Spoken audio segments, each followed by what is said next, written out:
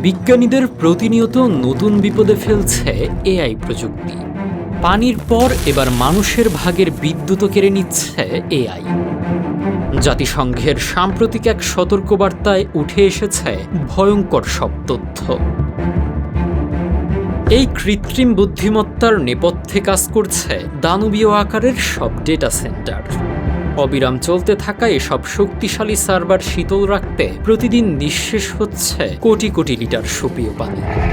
আর এখন সামনে এসেছে চরম বিদ্যুৎ সংকটের ভয়াবহ রূপ।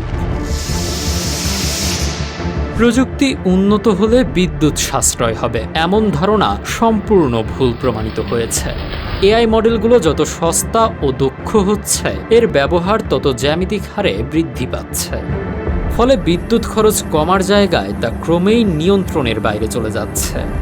জাতিসংঘের সতর্কবার্তা অনুযায়ী ধারণা করা হচ্ছে 2030 সালের মধ্যে পুরো বিশ্বের মোট উৎপাদিত বিদ্যুতের 3% চলে যাবে এআই এর পেছনে।